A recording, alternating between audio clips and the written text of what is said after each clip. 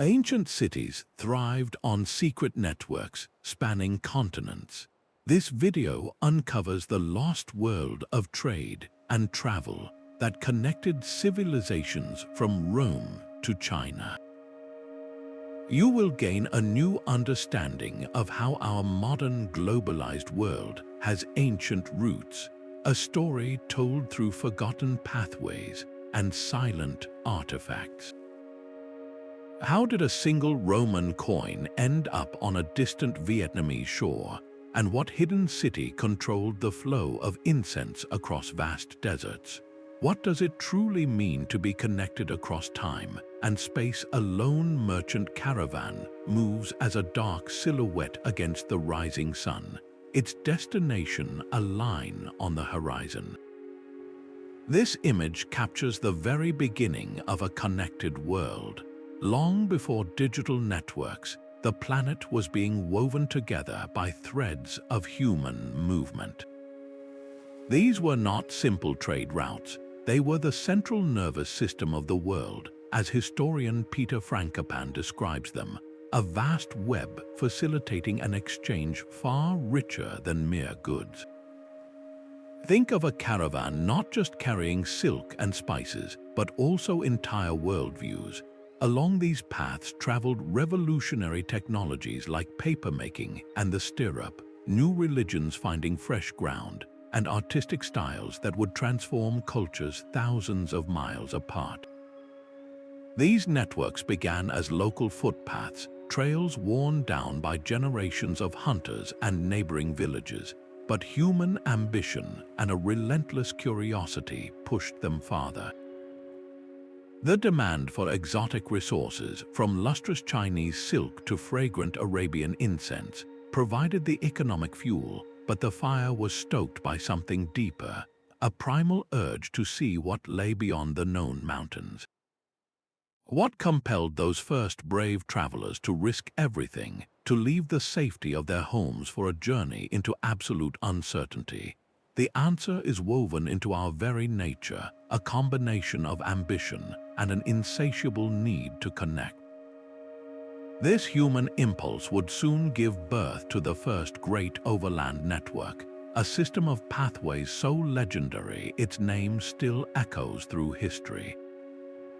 That legendary network, of course, was the Silk Roads. Think not of a single paved highway, but of a sprawling, living web of trails and trading posts. This immense network stretched from the imperial cities of China, across the towering, wind-scoured peaks of the Pamir Mountains, and all the way to the bustling ports of the Roman Empire. For centuries, it was the planet's greatest overland circulatory system. The name itself comes from its most famous export, Chinese silk, a fabric so lustrous and desirable it was worth its weight in gold for Roman elites. But to call it merely a silk road is to miss the entire point. It was a conduit for the world itself. From the east flowed not just silk, but also delicate porcelain, revolutionary paper, and powerful gunpowder. From the west came gold, glassware, fine wool textiles, and exotic animals. The caravans that trudged across these routes were essentially moving continents, their cargo reshaping entire economies and cultures with every mile.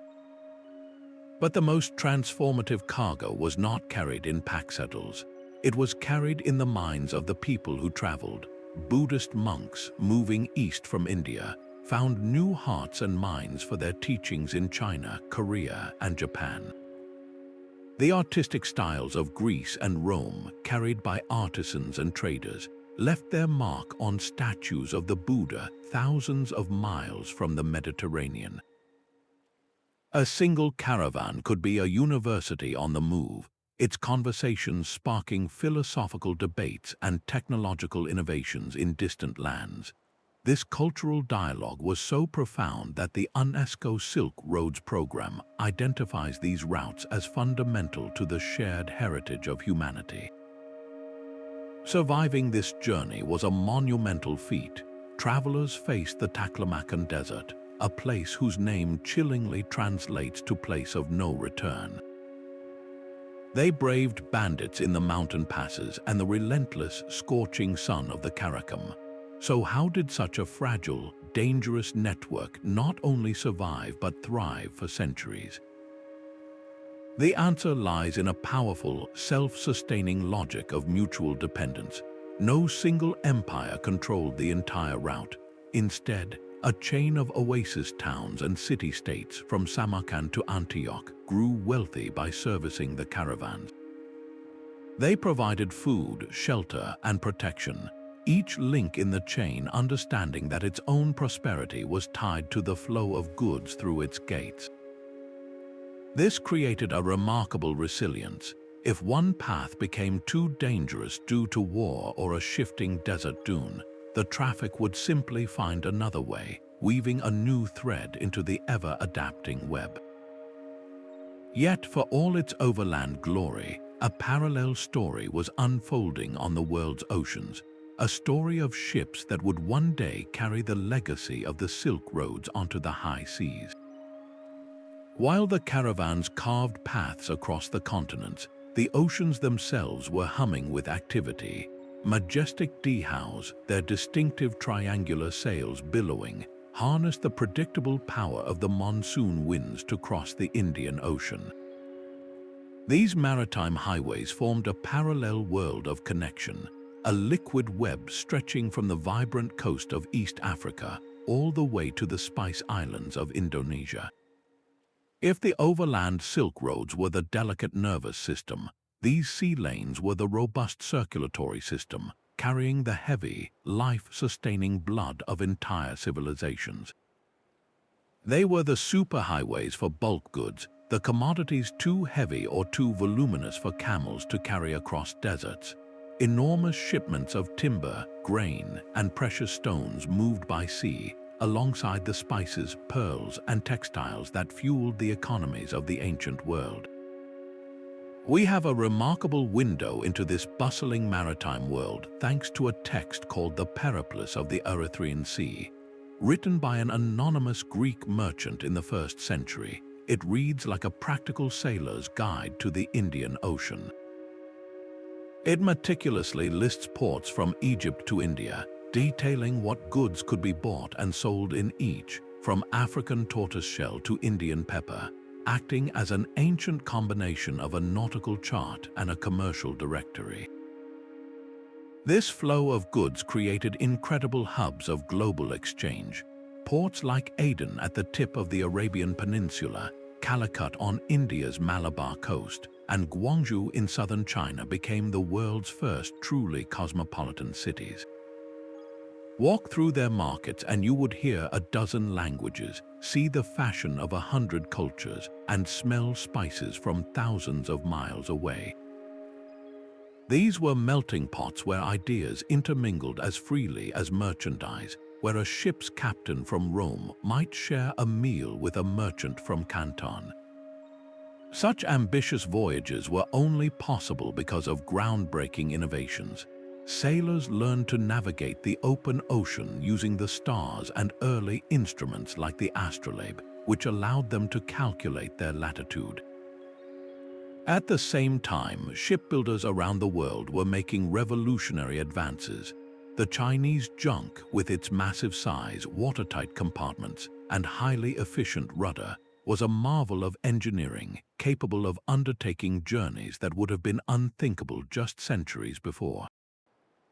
These sea networks fostered a connection fundamentally different from the overland routes, one dictated not by the hooves of camels but by the rhythm of the wind and the waves. So much of this trade, however, now lies silent on the ocean floor. What incredible secrets are still locked away in the wrecks of those ancient trading vessels, buried for centuries beneath the shifting sands of the sea? The answers are not lost but waiting, preserved in the tangible evidence they left behind. A single Roman coin, unearthed from the soil of Vietnam, speaks more loudly than any history book. This small, metallic disc is a silent witness to journeys of almost unimaginable length, a direct physical link between the heart of the Mediterranean and the shores of Southeast Asia. It is not an isolated find. Across the globe, similar artifacts form a scattered trail of breadcrumbs leading us back to these secret networks. In the ruins of Swahili cities on the coast of East Africa, archaeologists find delicate shards of Chinese porcelain, once carried across the entire Indian Ocean. In an ancient Korean tomb, a vessel of Mediterranean glass sits beside local treasures, its brilliant color a testament to a world already intertwined. These objects are not random losses or curiosities. They form distinct patterns on a map, a clear geography of desire and commerce that reveals the priorities of the ancient world. The very presence of Chinese ceramics in Africa tells us that someone, thousands of miles away, valued their beauty and craftsmanship enough to pay for their perilous journey. But how do we know what these containers actually carried? Science now allows us to read the invisible. Through residue analysis, chemists can examine the microscopic traces left inside a seemingly empty pottery jar. They can identify the chemical fingerprints of ancient wine, olive oil, or even frankincense, confirming what written sources only suggest. The distribution of specific goods acts as a powerful tracer. Finding a hoard of Roman coins in southern India, or a particular style of handcrafted bead from India in an Egyptian burial, allows researchers to connect the dots with stunning precision. They can reconstruct not just a single route, but the entire pulsating web of exchange. Each of these artifacts is a single piece of a giant global puzzle. Together, they reveal a truth that challenges old assumptions of isolated, inward-looking empires. They prove that ancient globalization was a tangible reality, driven by a complex economy of raw materials, finished goods, and luxury items. So what does it mean when we find a piece of the Roman world in Korea or a fragment of China in Africa? It fundamentally changes our understanding of these societies. It proves that no major civilization, no matter how powerful or distant, was truly an island. They were all nodes in a vast, humming network, their fortunes and their cultures shaped by a constant, quiet dialogue with the wider world. And this dialogue was conducted by the most vital component of the entire system, the people who dared to make these epic journeys. A desert night falls, and within the high walls of a caravanserai, the air fills with a dozen different languages. This was the reality of the ancient traveler's sanctuary. These were not simple roadside inns. They were the vital infrastructure of globalization, the nodes that made the entire overland network possible. Strategically placed a day's camel ride apart along the Silk Road and other routes, they offered the three essentials for survival: shelter, water, and security. Their very design was a response to the harsh realities of the journey. You would find a single fortified gate, massive enough to admit a fully laden caravan but easily defended. Inside, a vast central courtyard allowed for the unloading and tethering of hundreds of animals, while surrounding it were two levels of rooms. The lower level served as stables and storage, while the upper level provided simple lodging for the merchants and their guards. This architectural blueprint, repeated from Turkey to Central Asia, created islands of safety in a sea of uncertainty. But a caravanserai's true function went far beyond its walls. It was a living, breathing hub of cross-cultural exchange. Here, around a communal cooking fire, a Persian merchant might share a recipe using spices just acquired from an Indian trader. A Buddhist monk traveling east from India could explain his beliefs to a curious Nestorian Christian heading west to Constantinople.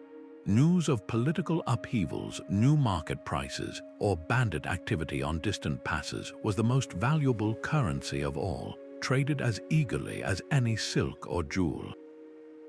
The caravanserai was a microcosm of the connected world, a place where the grand themes of cultural fusion happened on a human scale over a shared meal. What was daily life like in these crossroads? It was a symphony of organized chaos at dusk, with the braying of camels, the shouts of porters, and the settling of accounts.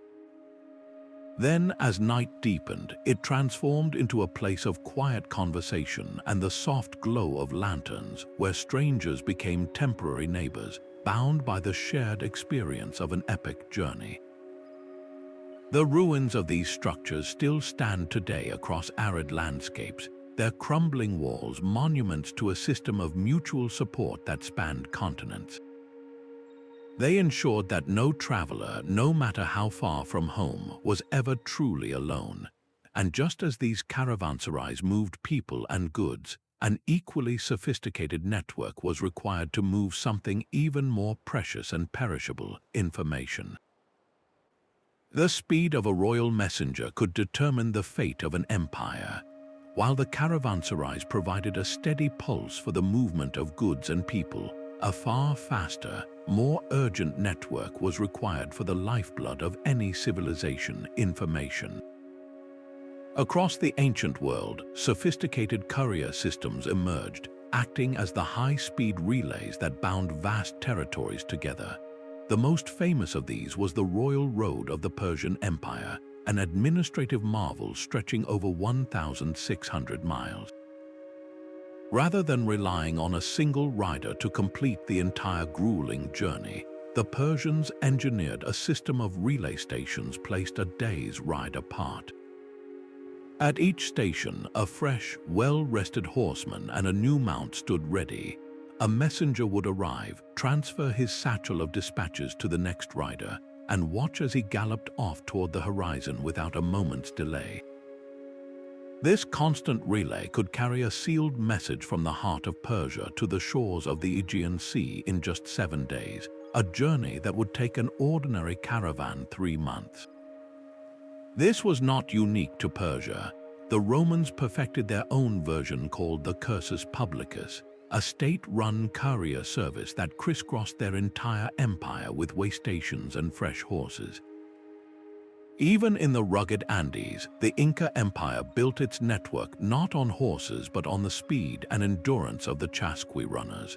These highly trained athletes operated relay stations within sight of each other, passing knotted string messages called quippus along a mountain highway system, allowing information to travel up to 150 miles in a single day. The cargo of these networks was every bit as valuable as silk or gold. They carried imperial decrees that could launch armies or pardon cities, military intelligence about distant rebellions or invading forces, and crucial updates on harvests and market prices that could stabilize or destabilize an entire economy. A merchant in Rome receiving a fast message about a pepper shortage in India could dispatch a ship with a massive advantage over his competitors. This flow of information directly governed the flow of goods. These courier systems were the ancient internet, a physical web transmitting the data packets that kept complex societies from fracturing. They ensured that an emperor or a governor was not ruling a collection of isolated provinces, but a single, integrated entity.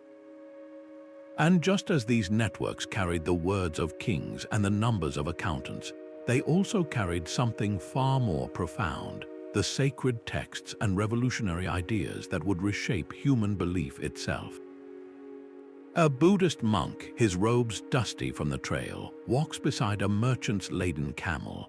In his possession is not a trade good, but a treasure far more revolutionary, a bundle of sutras he intends to translate in the courts of China. This was perhaps the most profound cargo moving along the ancient networks, the very word of God, or the path to enlightenment. Trade routes did not merely transport spices and silk. They became the primary conduits for the world's great faiths, carrying Buddhism, Christianity, Islam, and others across continents. The merchants themselves were often the first missionaries. A trader, having learned about a new deity or a different philosophy in a foreign port, would naturally share these ideas with his business partners and the communities he established along his regular circuit.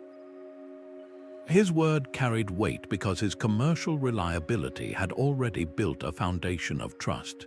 This is precisely how Buddhism traveled from India along the Silk Road into the oasis cities of Central Asia and finally into the heart of China. It was not an invasion of armies, but a quiet, persistent migration of ideas, one conversation at a time.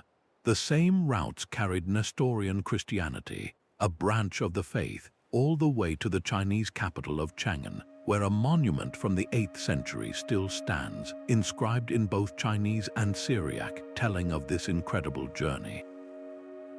Across the maritime world, the dependable monsoon winds that brought Arab and Persian trading housed to the coasts of India and Southeast Asia also brought Islam. It spread not by the sword but through intermarriage, through the establishment of peaceful merchant communities, and through the compelling appeal of a faith that connected diverse port cities under a single spiritual framework. When these religions arrived in new lands, they did not simply replace what was there. They adapted, blending with local traditions to create something entirely new and syncretic. Look at the stunning art of Gandhara in ancient Pakistan and Afghanistan. Here, artists who were schooled in the classical Greek traditions left behind by Alexander the Great began to sculpt the figure of the Buddha. The result was a beautiful fusion, Greco-Buddhist art, where the enlightened one was depicted with the realistic, muscular physique of a Greek god, draped in robes that looked like a Roman toga. This was a faith literally remaking itself in a new cultural image. The exchange was never just one way. Local spirit cults, shamanistic practices, and indigenous philosophies subtly influenced the incoming religions, changing their rituals and sometimes even their core interpretations in these new contexts. This organic, person-to-person spread through trusted networks meant that a new technology or a new idea about the universe could travel just as swiftly and just as far as any bolt of silk. What other world-changing innovations were carried in the minds and saddlebags of these ancient travelers? A secret workshop in the city of Samarkand held a treasure more valuable than any chest of jewels. Here, artisans who had learned the craft from Chinese prisoners began to produce paper, a technology that would slowly but surely travel west. This was not merely a new material.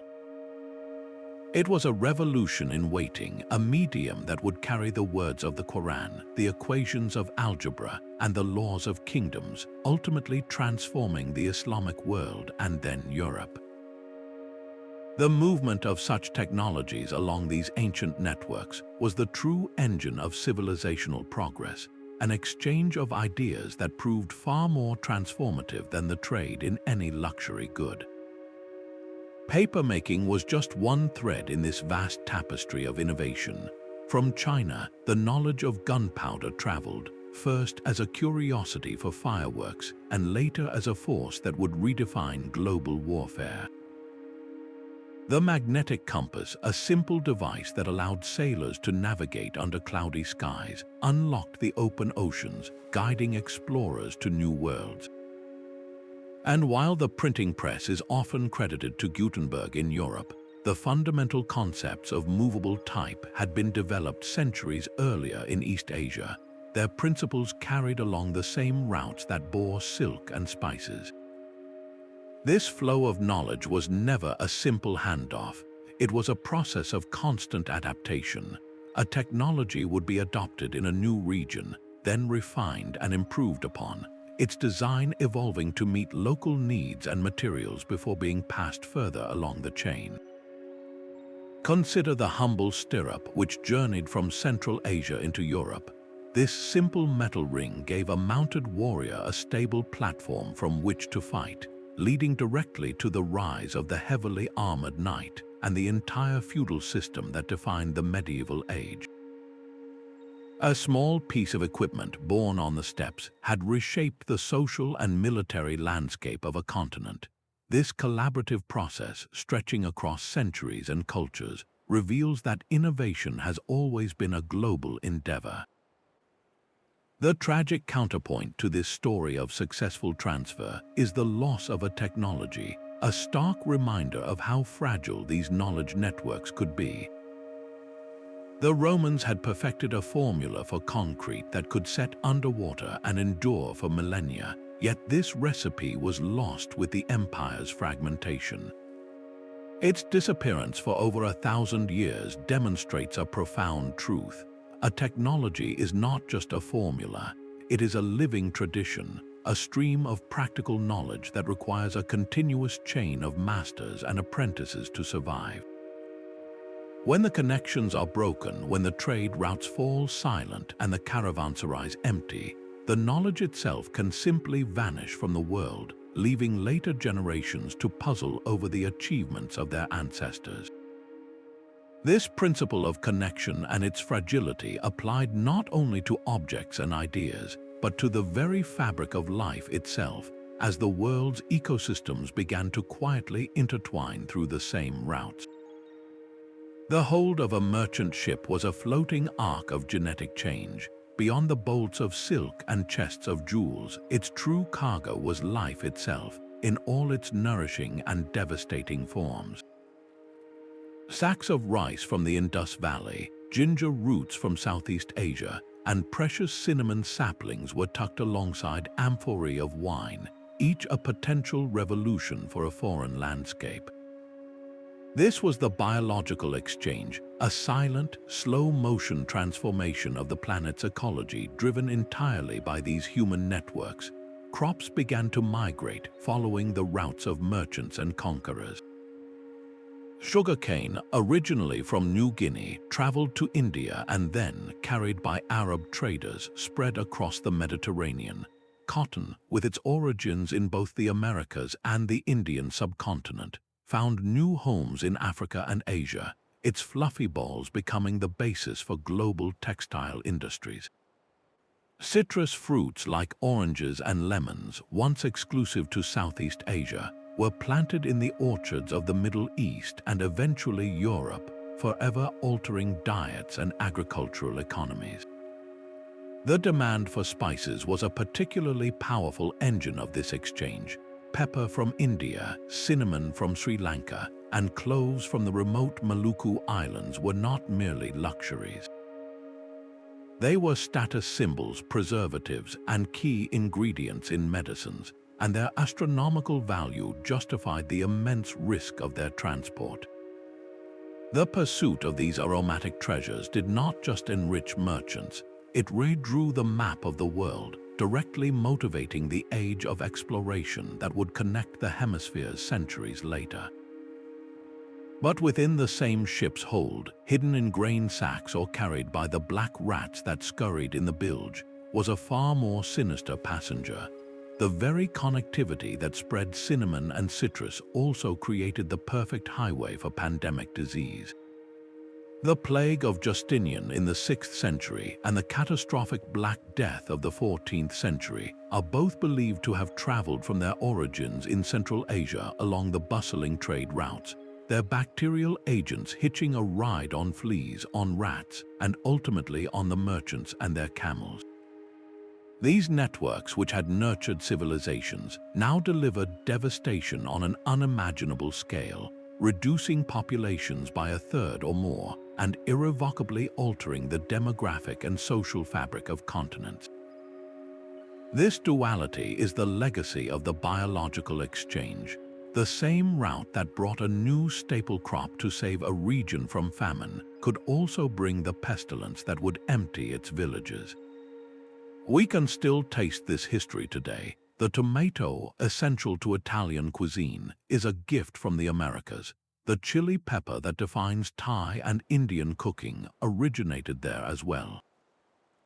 The very composition of our dinner plates is a living map of these ancient routes.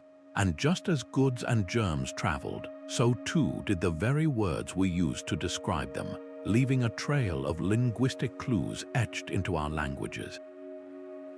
The word sugar itself is a linguistic artifact, a fossilized echo of ancient trade. Its journey begins with the Sanskrit word sarkara, moves into Persian as shakar, becomes sakar in Arabic, and finally enters European languages as sugar and azúcar. This path of the word mirrors the exact geographic route of the commodity, from its origins in South Asia to the markets of the Mediterranean and beyond. Language acts as a living museum, its vocabulary preserving the history of contact long after the caravans have vanished. The names for everyday items often tell the deepest stories. Take the word orange, which can be traced back through Old French and Arabic to the Persian narang, which itself borrowed it from a Dravidian language in southern India. The fruit and its name moved together, passed from hand to hand and tongue to tongue along the same maritime and overland networks. These linguistic loans are not random. They follow the clear, logical paths of commerce and cultural influence. Words for specific trade goods like silk or pepper, or for revolutionary technologies like paper, were adopted by one civilization from another at the point of contact. The very term check, as in a bank check, comes from the Persian word sak, which entered Arabic and then European languages, a direct legacy of the sophisticated credit and banking systems that developed to finance long-distance trade. This exchange went far beyond single words. Entire writing systems traveled. The Aramaic script, used by merchants across the Near East, became the ancestor of scripts used for Hebrew and Arabic. Even more remarkably, it traveled east along the Silk Roads, evolving into the alphabets used for Sogdian and Uyghur in Central Asia, and some scholars argue it even influenced the development of scripts in Mongolia and Manchuria. This is not just a change in font, it is the transfer of a fundamental technology for recording thought, a tool that allowed laws, literature, and sacred texts to be shared across immense cultural divides. Linguists can dig even deeper, reconstructing proto-languages, the hypothetical ancestral tongues from which modern language families sprouted. By comparing words across related languages, they can piece together the vocabulary of a people who left no written records, revealing what they farmed, what tools they used, and what gods they worshipped. They can also detect substrate influences, the ghostly imprint of a defeated or absorbed population's language on the dominant tongue, hinting at forgotten migrations, conquests, and prolonged periods of coexistence at busy crossroads. Even place names are historical archives. The name of the great trading city of Samarkand itself likely preserves a much older designation. The name Malacca for a vital strait or Zanzibar for a fabled island are themselves products of layers of linguistic interaction, often marking the spot where a particular ethnic group controlled a key node in the network. So the next time you use a common word, consider its lineage. Your own speech is a palimpsest written over with the invisible ink of ancient journeys. This complex tapestry of words was the necessary software for operating the world's first global network, a system that required not just physical pathways, but a shared, evolving language of commerce and culture to function. And to navigate those vast and empty spaces, ancient travelers relied on a deep, intimate knowledge of the world around them, reading the very stars and landscapes as their map. An Arab navigator in the Indian Ocean holds a simple wooden board against the night sky, aligning one edge with the horizon and the other with the North Star. This tool, the camel, was a passport across trackless waters, transforming the heavens into a measurable map. By tying a knot in the string for each known latitude, a sailor could know his position with remarkable accuracy, guiding his how from Africa to India with nothing but celestial geometry. This intimate knowledge of the stars was the bedrock of all ancient travel, a universal science developed independently by cultures separated by vast oceans and deserts. Overland travelers crossing the Sahara or the Gobi faced a similar challenge of featureless horizons.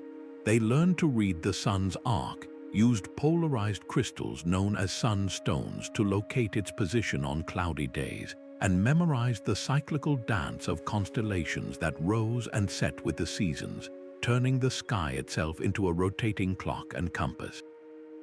For mariners, the stars were only part of the equation. Their survival depended on a deep, generational understanding of the monsoon winds, those colossal seasonal breaths of the planet that would blow steadily from the southwest for 6 months and then reverse to the northeast for the other 6. To catch the correct monsoon was to guarantee a swift and direct passage. To miss it was to risk being lost at sea for a year or more. This predictable rhythm of the atmosphere is what made the Indian Ocean a unified zone of exchange, its currents and winds acting as invisible highways that were far more reliable than any paved Roman road. Then came a revolution from the East, a technology that would forever change humanity's relationship with the unknown. The magnetic compass, first devised in China during the Han Dynasty for spiritual geomancy, was repurposed for navigation.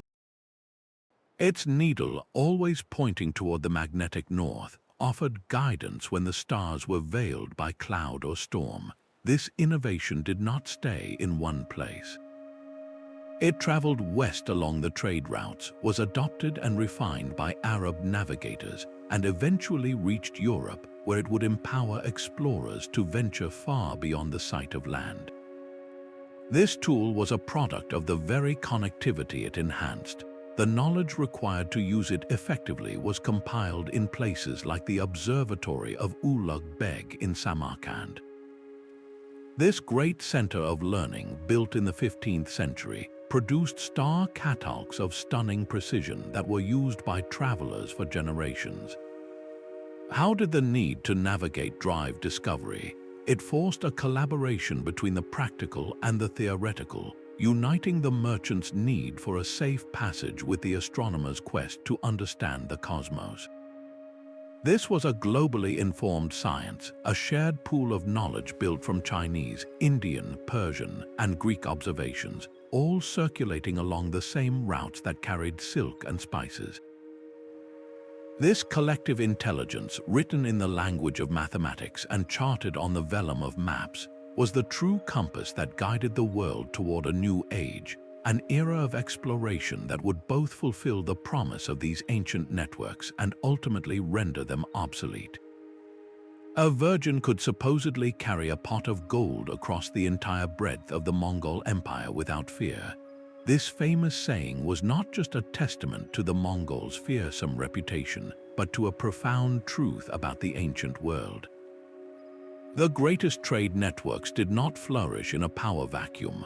They required the immense might of empires to act as their patrons and protectors. Think of the Roman Empire in the West and the Han Dynasty in the East, two colossal powers that existed at the same time, though they barely knew of one another.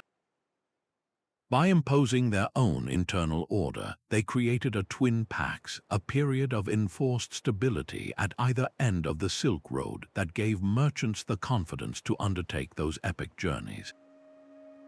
Security was the most valuable commodity an empire could provide. Without the promise of safety from bandits and rogue states, no caravan would risk its priceless cargo. But empires did far more than just police the routes. They were the ultimate venture capitalists of the ancient world, investing heavily in the infrastructure that made long-distance trade viable. The Persian Empire under Darius I built and maintained the Royal Road, a highway over 1,600 miles long with way stations and fresh horses for official couriers. The Mauryan Empire in ancient India dug wells and planted shade trees along key trade routes to support travelers. Perhaps the most systematic of all were the Mongols, who, despite their reputation as destroyers, became brilliant administrators of connectivity. They established the Yam, a vast postal and relay system with stations stocked with food, provisions, and the fastest horses, which not only sped official communication but also secured the routes for all travelers. They standardized weights and measures across their domain and, crucially, promoted a policy of religious tolerance, understanding that a Muslim merchant from Persia and a Nestorian Christian from Central Asia were more likely to do business in a climate of mutual respect. This active fostering of trade was a calculated strategy. A bustling commerce meant a steady flow of taxable goods, filling the imperial coffers with gold and silver.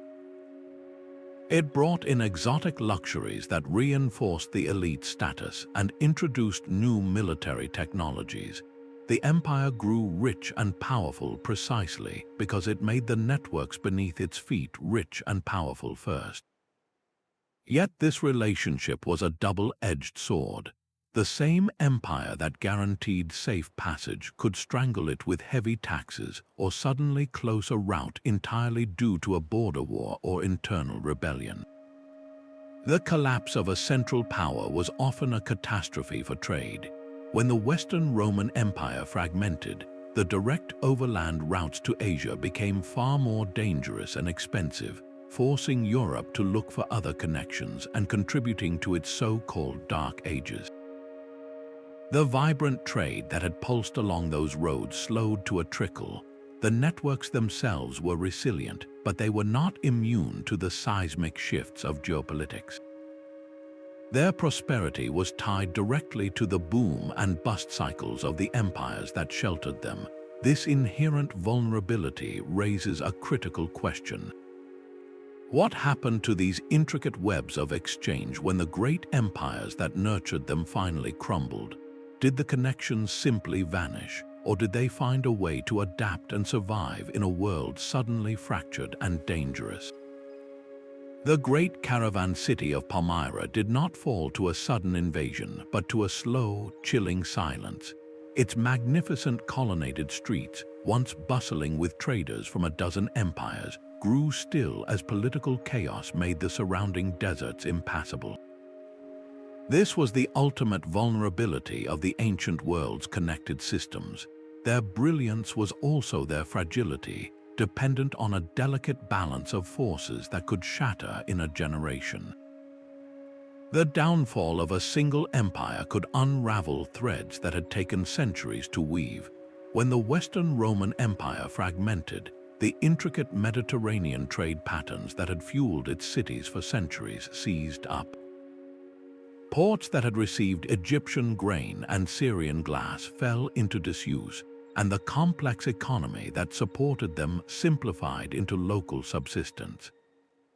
A similar shockwave echoed in the East with the collapse of China's Tang dynasty.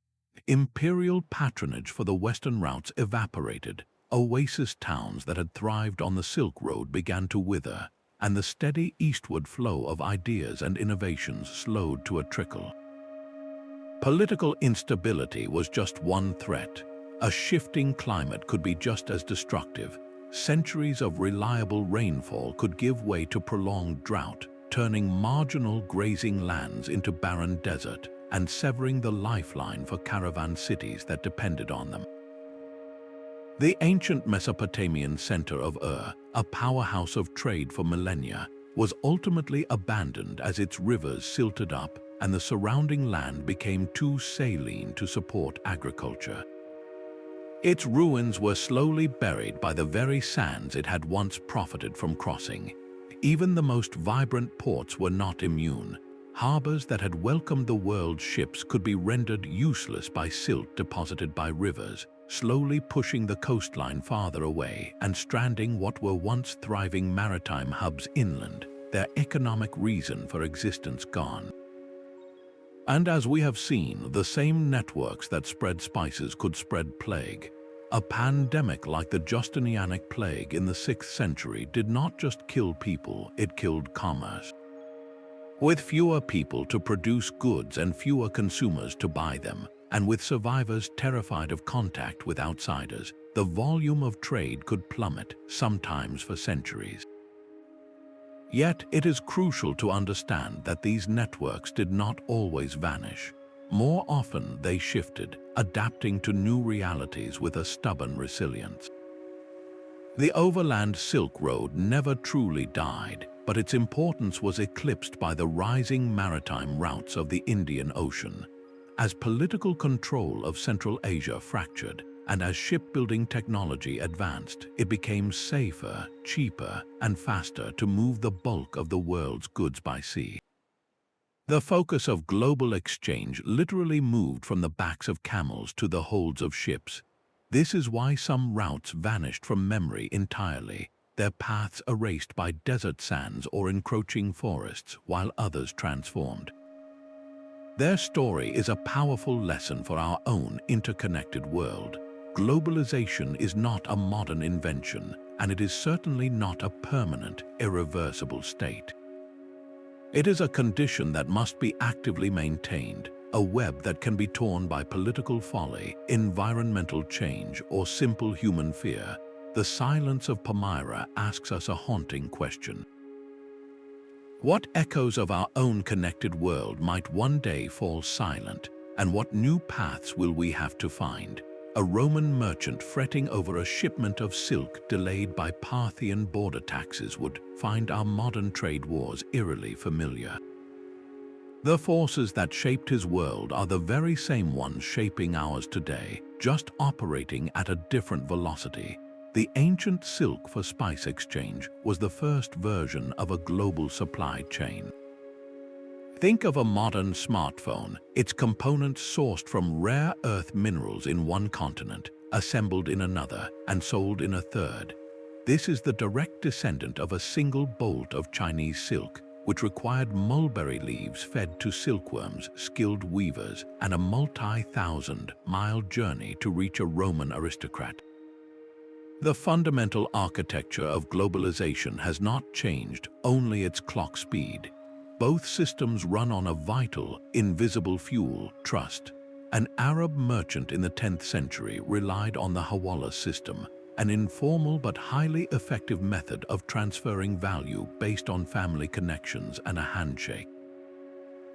His modern counterpart uses digital banking and blockchain, but the underlying principle is identical, a faith in a network to honor its debts across vast distances. The challenges, too, are hauntingly similar. Ancient caravans hired guards to fend off desert brigands, just as modern shipping companies invest in cybersecurity to protect their logistics from digital pirates. Empires imposed tariffs on goods crossing their borders, a practice that continues in every customs office today. And as we know all too well, the same routes and airplanes that carry tourists and trade goods can also carry a pandemic across the globe in weeks instead of years. The human landscape of connection also repeats itself. The ancient metropolis of Chang'an, with its communities of Persian, Indian, and Central Asian traders, was the ancient equivalent of modern London or New York, a bustling hub where 100 languages are spoken and cultures constantly blend and evolve. This cosmopolitanism is not a modern invention. It is the ancient and natural state of any major crossroads. So what can these ancient patterns teach us?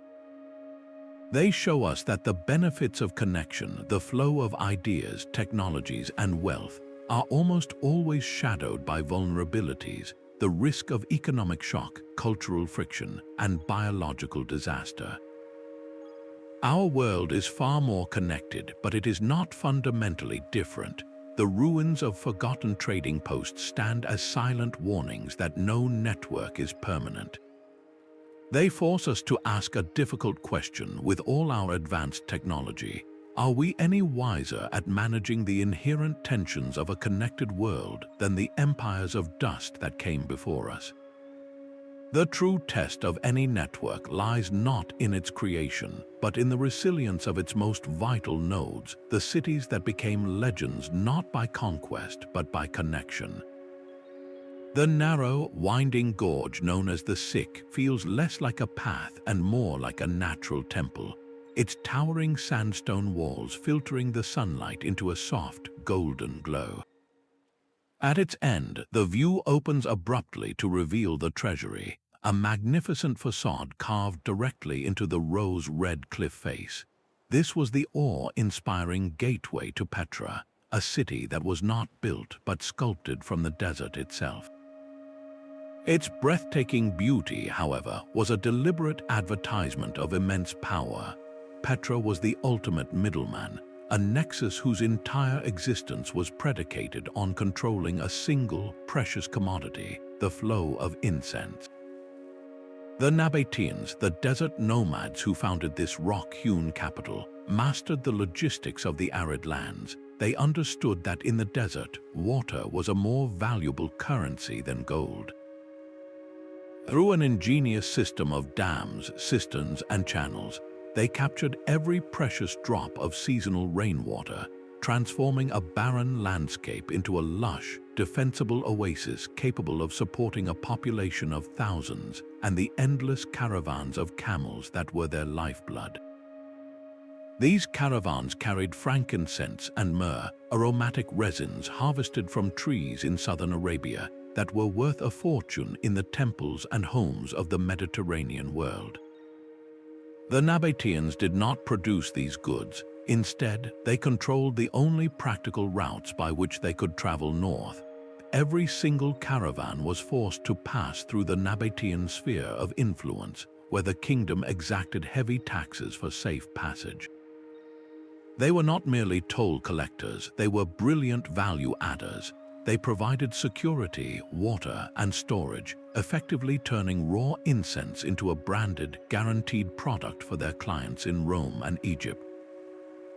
This strategic position as a choke point made them staggeringly wealthy, and that wealth was poured back into the city, creating a unique architectural language carved in stone. The facades of Petra's greatest monuments are a stone-cut record of its global connections. You can see the clean lines of Greek Hellenism, the monumental scale of Egyptian temple design, and the ornate native Nabatean spirit, all fused together into something entirely new. This was not simple imitation. It was a declaration, a statement that Petra was a player on the world stage, a cosmopolitan hub that could blend the best of the world's styles into its own distinct identity. Walk its colonnaded street and you would hear Aramaic, Greek, and Arabic, a testament to the diverse merchants, artisans, and travelers who called this desert crossroads home. But Petra's greatest strength contained the seed of its eventual decline. Its entire economy was a geographical monopoly, and monopolies are always vulnerable to innovation. The Romans, growing weary of the high costs and political complications of the overland route, began to master the sea. They developed larger, more robust ships and learned to sail directly from the ports of Egypt to the incense-producing regions of Arabia and the Horn of Africa. This maritime shortcut bypassed Petra entirely. The caravans grew smaller, the taxes dwindled, and the lifeblood of the city slowly drained away. The magnificent water channels and cisterns, once a symbol of its ingenuity, began to silt up as the wealth to maintain them faded. Petra's story is a powerful lesson in network theory. It teaches us that a hub's value is not inherent, but derived entirely from its position in the flow. When the flow finds a cheaper, faster path, the hub can be left as a beautiful, empty shell, a monument to a connection that once was. This same pattern of rise and fall through strategic location would play out again with a different cast of characters in the swampy delta of the Mekong River. The Avenue of the Dead cuts a stark line through the valley, pointing directly at the monumental mass of the Pyramid of the Sun. This was the heart of Teotihuacan, a metropolis that, at its peak around the year 450, was one of the largest cities on the entire planet, a humming urban center in the highlands of central Mexico. Yet its true power did not lie in its sheer size, but in a mystery that continues to puzzle archaeologists. While empires like Rome expanded through military conquest, Teotihuacan's influence reached deep into the Maya world hundreds of miles to the south, not with armies but with goods and ideas. How does a city rule without an emperor, and how does it conquer without a sword? The answer lies in the dark, volcanic glass known as obsidian. Teotihuacan sat atop a geological treasure, massive deposits of this incredibly sharp, durable stone. The city became a factory on an industrial scale, with entire districts dedicated to workshops where skilled artisans produced razor-sharp blades, projectile points, and ritual knives. This was not craft production for local use. This was manufacturing for export. Teotihuacan's obsidian tools became the standard across Mesoamerica, a necessary commodity for every farmer, hunter, and warrior. Control over this critical resource gave the city a form of power that was both pervasive and peaceful, an economic dominance that made it the indispensable hub of the entire regional network. But the city's reach extended far beyond practical tools. In the lavish tombs of Maya kings at a site like Caminaljuyu, in present-day Guatemala, archaeologists have uncovered stunning greenstone masks and pottery vessels made in the distinct Teotihuacan style. Even more telling, Maya elites began to adopt Teotihuacan's architectural motifs and artistic symbols, incorporating the image of the storm god Tlaloc and the distinctive talud table row sloping panel design into their own palaces and temples. This was not a case of plunder or imposed culture. It was a conscious choice, an adoption of a foreign aesthetic to enhance local prestige. The allure of Teotihuacan was its association with sophistication and cosmic power.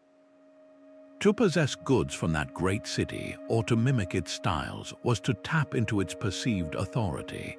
This points to a network fundamentally different from the imperial models of the Old World.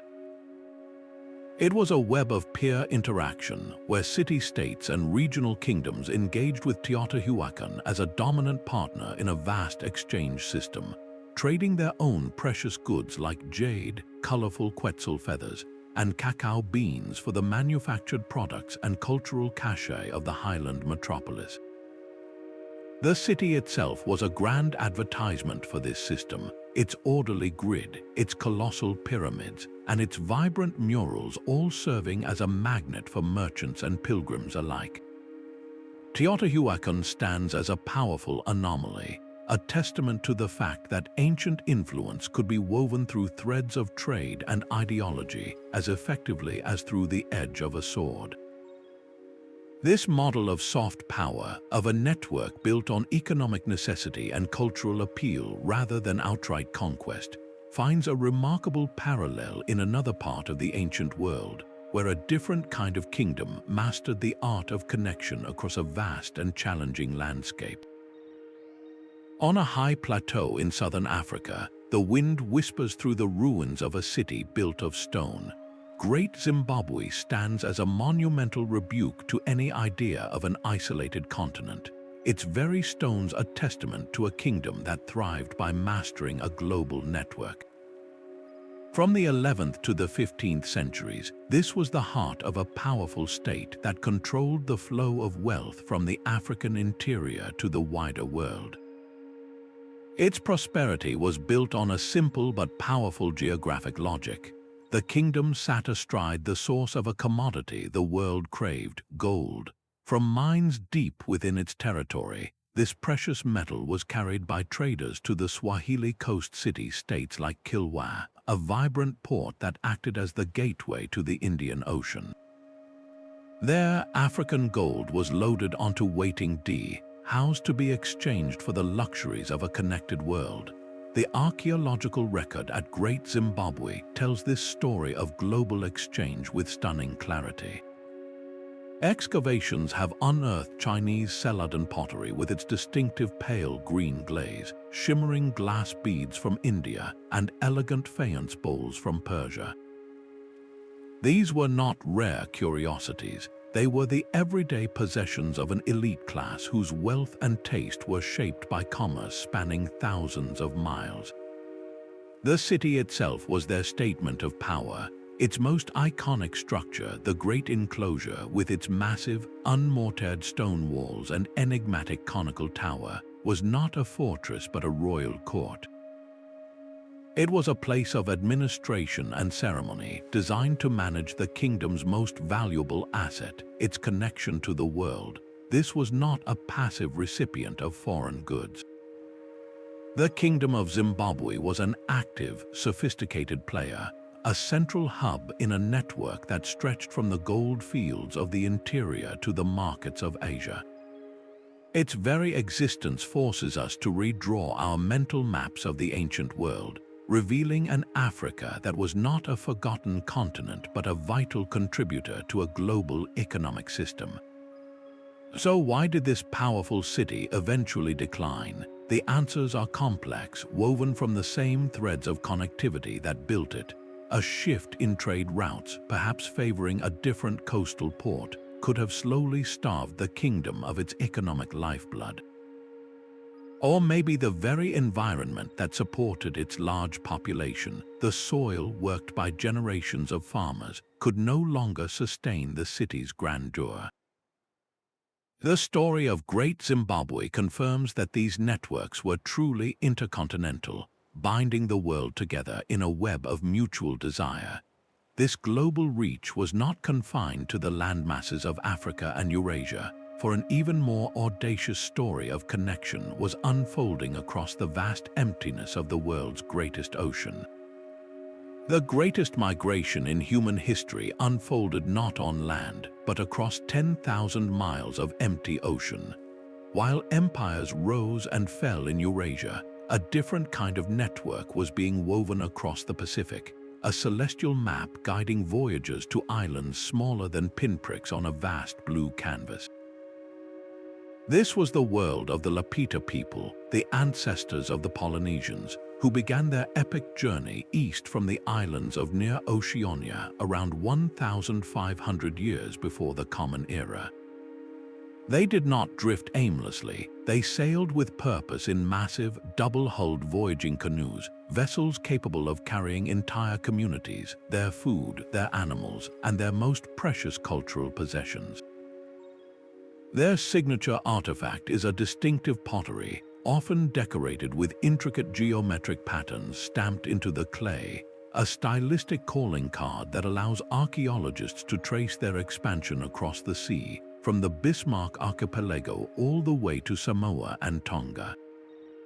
But they carried far more than pottery. In their canoes were the very foundations of life, a portable ecosystem of taro, yam, and breadfruit sprouts, along with domesticated chickens, pigs, and dogs. They were not just exploring, they were transplanting entire civilizations to the world's most remote islands. Reaching a place like Rapa Nui or Easter Island, or the shores of Aotearoa, New Zealand, required more than bravery. It demanded a science of navigation so refined it feels almost supernatural to us today. These master navigators, known as wayfinders, read the ocean as if it were a written text. They memorized the precise rising and setting points of hundreds of stars, creating a mental star compass. They learned to interpret the subtle patterns of ocean swells, feeling how the canoe rocked and rolled as different waves reflected off distant, unseen islands. They watched for the flight paths of seabirds at dusk, knowing they would return to land, and they could spot the faint green tinge of a lagoon reflecting on the underside of distant clouds. This was a network built on an intimate, generational dialogue with the natural world, and this network did not simply snap once an island was settled. For centuries, a sustained connection thrived across hundreds of miles of open water. Evidence from quarries reveals that basalt for stone tools was traded from the Marquesas Islands to the Society Islands. Shells used for adornment and tools have been found far from their native reefs, and volcanic glass, obsidian, traveled from its island sources to new homes, proving that the ocean was a highway, not a barrier. How did they maintain a shared cultural identity across such impossible distances? The answer lies in the oral traditions, the chants and genealogies that were meticulously preserved and passed down. These stories were their living history books and their navigation charts, encoding the directions to ancestral homelands and the stories of the gods. The Polynesian Triangle, bounded by Hawaii, Rapa Nui, and Aotearoa, stands as the largest culture area on Earth, a network of people who shared a common language family, a common mythological past, and a common, breathtaking skill for connecting the dots in a watery void.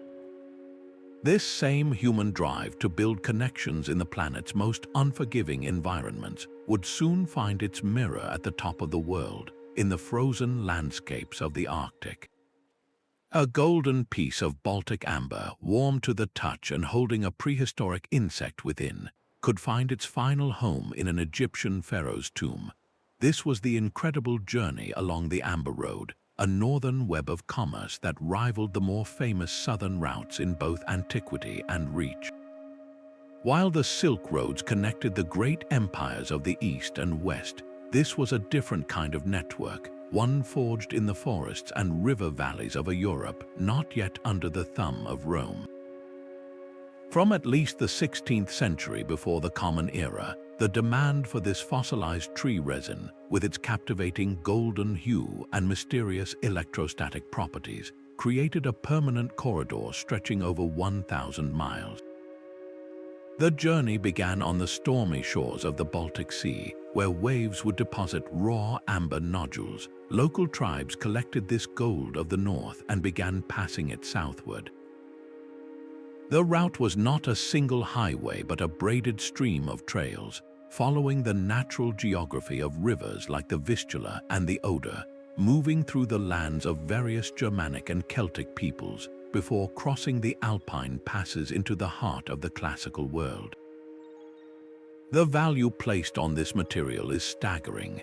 Archaeologists have uncovered beads of Baltic amber in the royal shaft graves of Mycenae in Greece, and a single amber cup was found in a tomb in what is now Syria, a treasure carried from one end of the known world to the other. For the Etruscans and later the Romans, amber was a symbol of extreme luxury. Roman gentlemen believed that wearing amber amulets could protect them from illness, and wealthy matrons would have their servants polish their large amber collections simply for the pleasure of watching the static electricity attract bits of dust. This northern commodity was so coveted that according to the Roman naturalist Pliny the Elder, a small amber figurine could cost more than a healthy, living slave. And that connection is a dark and crucial part of this story. The Amber Road was not a one-way street for pretty stones. Flowing north in return were the sophisticated goods of the Mediterranean world, especially Roman bronze, prized by northern chieftains for weapons and ornaments, and delicate glassware from workshops in Italy and Gaul. But the trade also included human beings. The same paths that carried amber south saw the grim traffic of slaves captured in intertribal wars and sold to Roman markets. This network, therefore, moved beauty, technology, and human misery in equal measure. The true significance of the Amber Road is what it reveals about the power of a single desirable commodity to organize a landscape.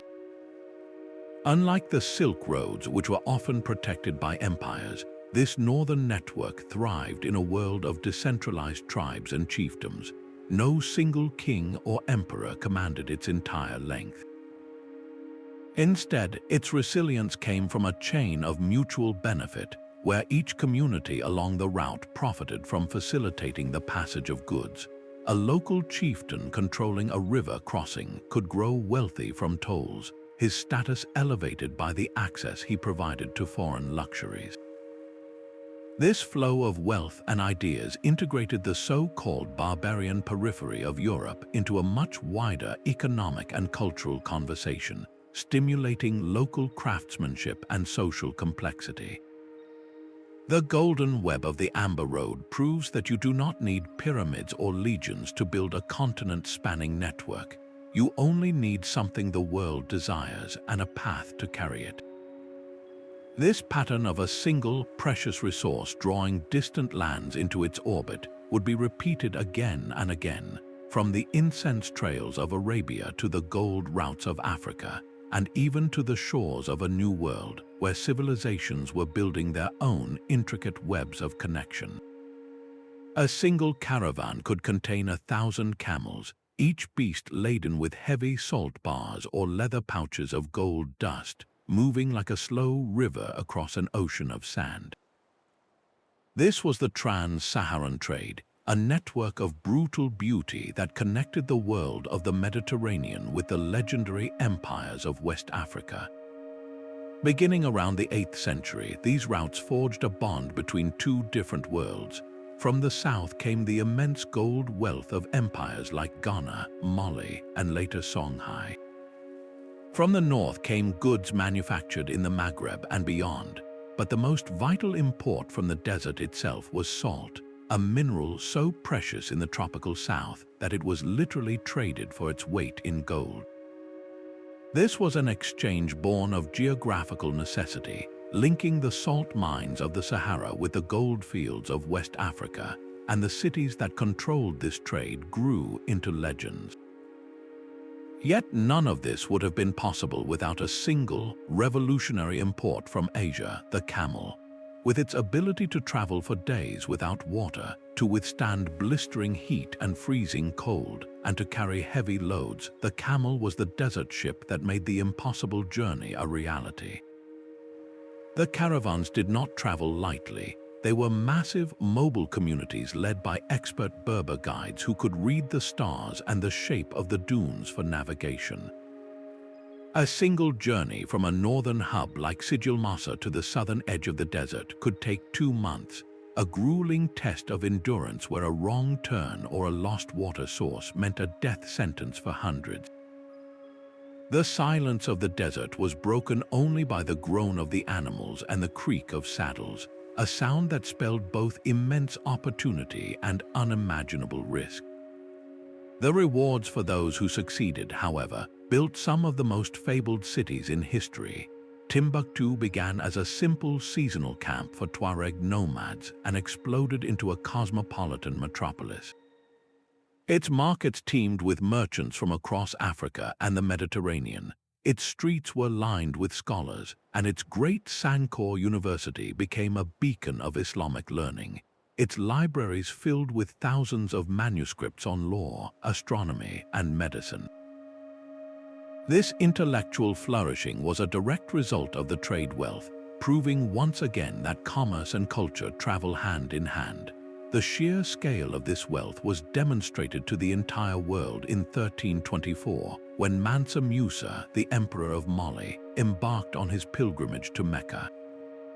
His caravan was said to include 60,000 people and carried so much gold that when he passed through Cairo, his lavish gifts and spending actually depressed the value of gold in the region for over a decade. He was not just a pilgrim, he was a walking advertisement for the power and prosperity of his empire, a force of nature that showed the Mediterranean world just how connected West Africa truly was. But for every Mansa Musa basking in glory, there were countless anonymous souls who bore the true cost of this system. The human toll of the Trans-Saharan trade was staggering. The journey itself claimed countless lives through thirst, exhaustion, and sandstorms, and alongside the gold and salt moved another tragic commodity: human beings. The slave trade was an integral and brutal part of this network, with people captured in raids and wars to the south being forced to march across the desert to be sold in North African markets. Their suffering is the silent, haunting counterpoint to the glimmering cities and scholarly achievements, a stark reminder that these networks of connection were built on a foundation of sheer human endurance and profound human cost. A Sogdian merchant haggles in a Chang'an market, his speech a fluid blend of Persian, Chinese, and Turkic dialects. He is more than a businessman, he is a human synapse firing in the ancient world's brain. The real power of these global networks did not reside in imperial decrees or grand monuments, but in the hands of specialized merchant classes who turned geography into opportunity. Groups like the Sogdians from Central Asia, the Radhanite Jews who connected Europe and Asia, and the far-flung Armenian merchants were the true architects of connection. They did not simply travel the routes, they wove themselves into the fabric of distant lands, establishing permanent diaspora communities from the Mediterranean to the South China Sea. These communities were the bedrock of international trust. In a world without global banks or enforceable contracts, your word was your bond, and that bond was strongest with your own kin. A Sogdian merchant in Samarkand could send goods to his cousin in Chang'an with a simple promise of future payment, relying on a shared language, religion, and a powerful code of commercial ethics that functioned as a proto-international law. Their success depended on mastering staggering logistical challenges. They had to calculate the fluctuating values of a dozen different currencies, from Byzantine solidus coins to Chinese silk bolts used as money. They arranged for multilingual translators, secured protection for their caravans, and constantly assessed political risks in 100 different city-states. We can hear their voices across the centuries thanks to a remarkable discovery. In a sealed library cave at Dunhuang, along the Silk Road, archaeologists found private letters written by Sogdian merchants. These are not dry business ledgers, they are deeply human documents filled with anxiety over a delayed caravan, joy at a successful sale, and heartfelt advice sent back to family. One letter from a merchant named Nanai Vandak laments being stuck in a city after a political upheaval, desperately asking his partner for help. In another, a mother scolds her son for neglecting his business duties. These fragments reveal the immense personal risks they shouldered, where one wrong decision could mean utter ruin or even death, yet they were driven by more than just profit. While wealth was a powerful motivator, so was the sheer thrill of discovery. These merchants were the eyes and ears of the world, returning home with tales of strange customs, breathtaking landscapes, and revolutionary ideas. A Radhanite merchant might travel from France to China and back, acting as an informal diplomat and intelligence gatherer for every court he passed through.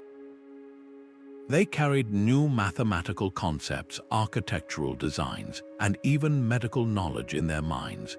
This spirit of venture and curiosity links them directly to the tech entrepreneurs and global innovators of our own time, individuals who see borders not as barriers but as invitations. Their entire daring enterprise, however, would have collapsed without the invisible architecture of finance that made such long-distance risk possible. That Chinese merchant's paper certificate, known as flying money, was far more than a simple receipt. It was a quiet financial revolution, a promise that value could travel without the physical weight of 1,000 copper coins. This ingenious system addressed a fundamental problem of long-distance trade. Transporting heavy metal currency across vast empires was slow, expensive, and incredibly dangerous, an open invitation to bandits. Flying money allowed a merchant to deposit his coins with a government office in one city and receive a paper certificate he could redeem for its full value at a corresponding office in a distant province. Suddenly, wealth could move with the speed of a horseman, not the plodding pace of an ox cart. This early form of credit was the lifeblood of the Tang dynasty's economy, lubricating the gears of commerce and freeing merchants from a literal burden of metal. Similar innovations were blossoming across the connected world. In the bustling souks of the Islamic world, merchants relied on the saftoja, a bill of exchange that functioned like a modern check, allowing a trader to instruct his business partner in another city to pay a specific sum to a third party. This was secure, efficient, and eliminated the need to ship precious metals. Even more remarkable was the Hawala system, a trust-based network for transferring value that required no movement of physical currency at all. It operated entirely on the integrity of a web of brokers and their meticulously kept ledgers. A merchant in Baghdad could give a hawala broker a sum of gold, and through a series of messages and accounting entries, his associate in Cordoba could receive an equivalent amount from a different broker, with all accounts settled later. This entire global economy rested on a foundation of trust that stretched across continents. For this trust to function, everyone needed to speak the same commercial language. Standardized weights and measures were absolutely essential.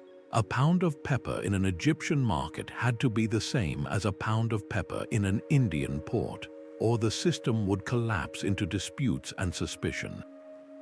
Coinage became the ultimate tool for this standardization. Some empires minted coins specifically for international trade, and their reliability made them universally accepted. The Byzantine solidus, a gold coin of remarkably consistent purity and weight, became the dollar of the medieval world.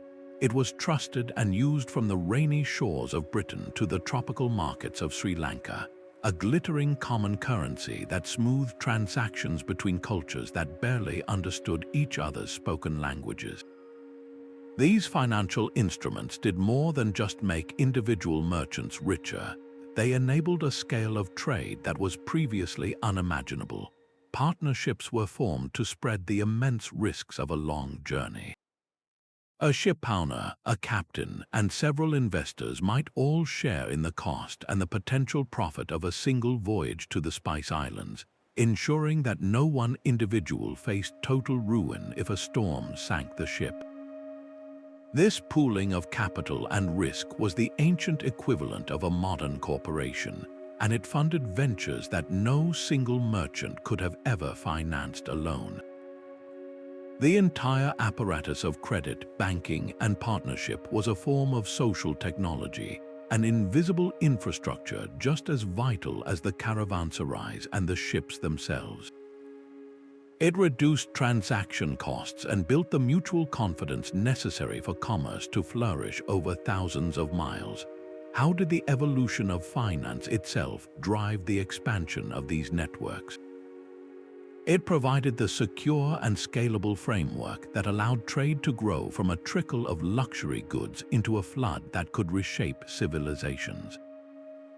And the immense wealth generated by this system rarely stayed locked in chests. It flowed into the hands of artisans and architects, becoming the stunning art and grand monuments that still take our breath away today. The serene face of the Buddha in ancient Gandhara looks out with the calm poise of a classical Greek god, his robes falling in realistic, heavy folds carved by artisans trained in Mediterranean traditions. This stunning synthesis of East and West is not an anomaly but the rule. As goods and people moved along the trade networks, they carried with them an invisible cargo of aesthetic ideas, and when these ideas met, they created entirely new artistic languages. The visual world of the ancient globe became a grand, collaborative project. Consider the journey of Chinese porcelain. For centuries, Chinese potters produced celadon wares prized for their subtle jade-like color. Then they gained access to a vibrant blue pigment, cobalt, imported from Persian mines. Middle Eastern merchants who adored this brilliant color placed orders for plates and vases decorated with intricate floral patterns and Arabic calligraphy suited to their own tastes. The result was blue and white porcelain, a hybrid art form born of Chinese craftsmanship, Persian raw materials, and Islamic design. These pieces were not just traded, they were conversation pieces, their very existence a dialogue between distant cultures. This fusion reshaped architecture itself. The elegant horseshoe arch, a defining feature of the Great Mosque of Cordoba in Spain, did not simply appear there. Its form traveled, evolving from Roman and Visigothic precedents in Iberia, was refined and monumentalized in the Islamic world, and then flowed back into North Africa and the Middle East, becoming a shared architectural signature across the Mediterranean. Even the music of continents was remixed. The lute, whose gentle, rounded body and melodic strings would one day define Renaissance music in Europe, began its life as the oud in Central Asia. Carried west by merchants and musicians, it was adopted, adapted, and given a new name, al-ud, which eventually became the lute. Every time a minstrel plucked its strings in a medieval European court, they were channeling an ancient, interconnected musical heritage. This constant creative borrowing was never a sign of weakness or a lack of originality. It was the very engine of cultural enrichment. Civilizations proved their vitality not by remaining pure, but by their ability to absorb, reinterpret, and reinvent the influences that flowed into them. To look at a Gandharan Buddha or a piece of export porcelain and see only foreign influence is to miss the point entirely. These objects represent a moment of creative spark when a local artist saw something new and thought, what if we tried it this way? The artistic legacy of these networks challenges us to see the ancient world not as a collection of isolated masterpieces, but as a single, sprawling canvas. And if the very forms of gods and the designs of palaces were shaped by this exchange, then surely the stories people told about their origins, their heroes, and their world must have traveled along these very same paths. A great flood washes over the world in Mesopotamian clay tablets, Hebrew scriptures, and ancient Hindu epics. This shared story, repeated across continents with uncanny similarity, points to a deeper current flowing beneath the trade in silk and salt. The movement of goods inevitably meant the movement of myths, as merchants and travelers carried entire worldviews in their memories, sharing them around caravanserai campfires and in the crowded taverns of port cities. While some universal themes like floods or heroic quests may spring independently from the human psyche, the specific details often traveled along established routes. The fantastical life of the Buddha, with his miraculous birth and temptations by a demonic figure, bears a narrative resemblance to stories that would later appear in Christian Gospels, suggesting a possible, though highly debated, diffusion of parables along the trade lanes connecting India and the Near East. A more definitive traveler is the Alexander Romance, a wildly embellished account of Alexander the Great's campaigns. This epic began in Greece, was translated into Syriac and Arabic, and journeyed eastward until Alexander became a legendary figure known as Iskandar in Persian poetry, and his story was carved into the landscape as far away as Malaysia. These shared narratives did more than just entertain. They created a common cultural substrate, a set of familiar archetypes and story beats that made cross-cultural interaction smoother. A merchant from Alexandria hearing a version of a story he knew from his own childhood in a market in India would find that foreign place suddenly felt less alien, more connected to his own world. The stories themselves became a form of social currency, a way to build rapport and trust across linguistic divides. They are the intangible heritage of these networks, the echoes of countless conversations held under desert stars or aboard rocking ships. What does it mean that so many of our foundational stories are not unique to one people but are shared treasures? It suggests that while spices and silks were the tangible objects of trade, the most enduring cargo was always the imagination. The exchange of ideas, woven into the very fabric of our myths, is the ancient world's most profound and lasting legacy, a legacy we are only now beginning to fully decipher through the tools of genetics and data. A laser pulse fired from an aircraft strikes the jungle floor near Angkor Wat, and with that single point of light, a lost city begins to rise from the digital void. This is LiDAR, a technology that lets archaeologists strip away the dense vegetation covering Cambodia, revealing a sprawling urban network of canals, roads, and temples that was completely invisible from the ground. This is the new frontier of discovery, where advanced tools are not just confirming old theories but rewriting history itself. We are no longer limited to what we can see with our eyes on the surface. In the vast emptiness of the Gobi Desert, satellite imagery can detect the faint spectral lines of ancient caravan tracks, trails worn down by countless camels and now visible only from space.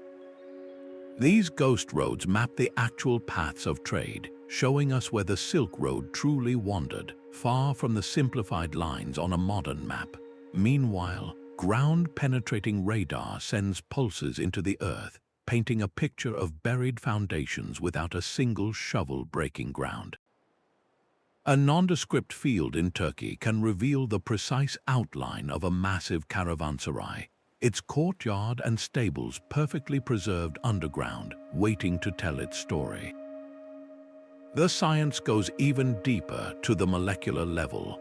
Isotope analysis of ancient human teeth acts as a chemical passport. The minerals and elements in water and food from your childhood become locked in your tooth enamel, creating a unique signature of your homeland. By testing the teeth of skeletons found in a Roman cemetery or a Central Asian tomb, scientists can now prove that an individual was born hundreds or even thousands of miles from where they were buried.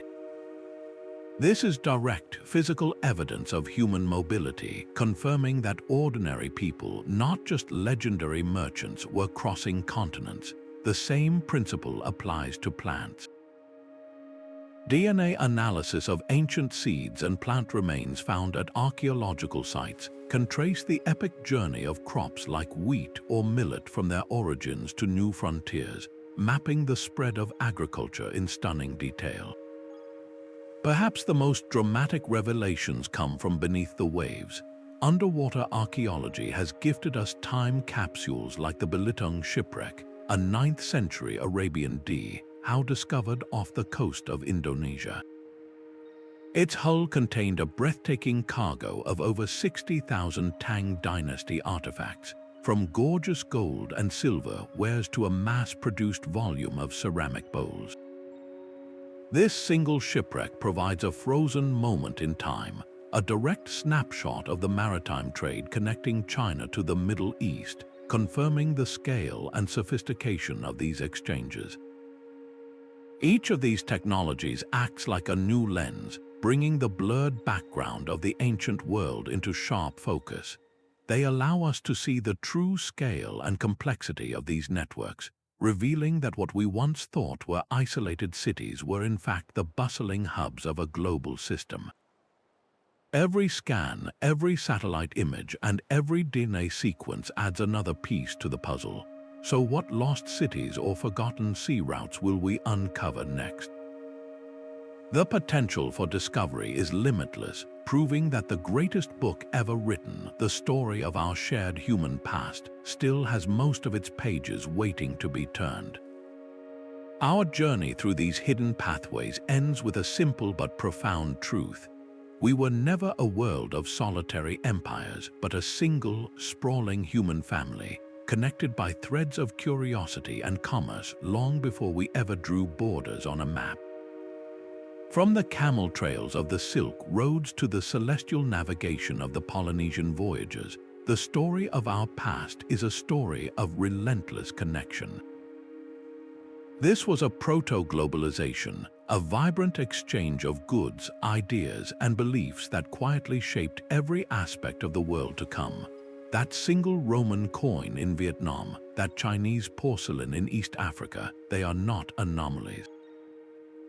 They are proof of a shared heritage written in artifacts and etched into our very languages. The Caravanserai was more than an inn. It was a crucible where cultures fused over a shared meal.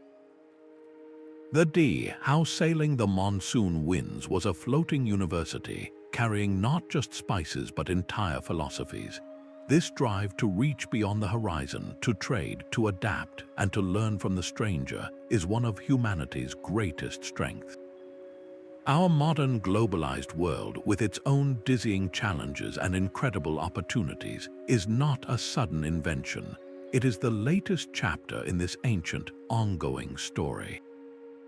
The resilience of those old networks, their ability to find new paths when old ones were blocked, offers us a powerful lesson.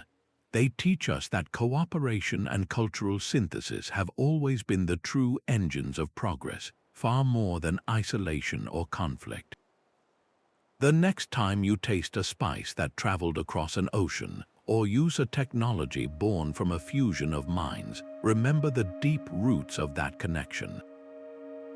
These silent networks of the past have directly and indirectly shaped the very world you live in today. If this exploration of our interconnected history resonated with you, we would be honored to have you join our community. Subscribe for more journeys into history's greatest mysteries, and let us know in the comments which of these ancient networks, from the Amber Road to the voyages across the Pacific, intrigues you the most.